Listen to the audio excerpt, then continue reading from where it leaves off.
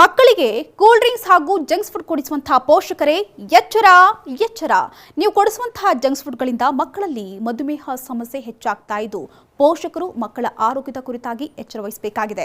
ಹೌದು, ಕೇರಳದಲ್ಲಿ ಮಕ್ಕಳಲ್ಲಿ ಟೈಪ್ 2 ಮಧುಮೇಹ ಹೆಚ್ಚಳವಾಗಿದೆಯಂತೆ. ಇದಕ್ಕೆ ಪೋಷಕರು ಮಕ್ಕಳಿಗೆ ನೀಡುವಂತಹ ನಾನಾ ಕೂಲ್ ಡ್ರಿಂಕ್ಸ್ ಮತ್ತು ಬಣ್ಣ ಬಣ್ಣದ ಜಂಕ್ಸ್ ಫುಡ್ ಪ್ರಮುಖ ಕಾರಣವಾಗ್ತಾ ಇದೆಯಂತೆ.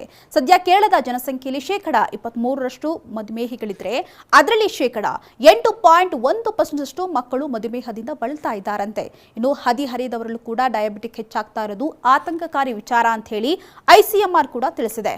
ಇನ್ನು ನಾನಾ ಪಾನೀಯಗಳು ಹಾಗೂ ಬಣ್ಣ ಬಣ್ಣದ ತಿಂಡಿಗಳನ್ನ ನೋಡಿದಾಗ ಮಕ್ಕಳಿಗೆ ಆಸೆಯಾಗೋದು ಸಹಜ. ಆದರೆ ಅದರಲ್ಲಿ ವಿಪರೀತ ಸಕ್ಕರೆ ಬಳಕೆ ಬಗ್ಗೆ ಮಕ್ಕಳಿಗೆ ಅರಿವಿರೋದಿಲ್ಲ. ಇನ್ನು ಮಕ್ಕಳ ಹಠಕ್ಕೆ ಸೋತು ಸಿಹಿ ತಿಂಡಿಗಳನ್ನ ಕೊಡಿಸುವಂತಹ ಪೋಷಕರು ಸಹ ಈ ಬಗ್ಗೆ ಗಮನ ಹರಿಸೋದಿಲ್ಲ. ಈ ಪರಿಣಾಮ ಮಕ್ಕಳು ಅನಾರೋಗ್ಯದ ಸಮಸ್ಯೆಗೆ ಒಳಗಾಗ್ತಿದ್ದಾರಂತೆ. ಅಲ್ಲದೆ ಮಕ್ಕಳಲ್ಲಿ ಡಯಾಬಿಟಿಕ್ ಕಡಿಮೆ ಮಾಡುವಂತಹ ಸಲುವಾಗಿ ಶಾಲೆಯ ಮಧ್ಯಾಹ್ನದ ಊಟದ ಯೋಜನೆಯಡಿ ಬರುವಂತಹ ಎಲ್ಲಾ ಸರ್ಕಾರಿ ಮತ್ತು ಅನುದಾನಿತ ಶಾಲೆಗಳಲ್ಲಿ ಶುಗರ್ ಬೋರ್ಡ್ ಅಳವಡಿಸಲು ಸಾರ್ವಜನಿಕ ಶಿಕ್ಷಣ ಇಲಾಖೆ ಮುಂದಾಗ್ತಾ ಇದೆ.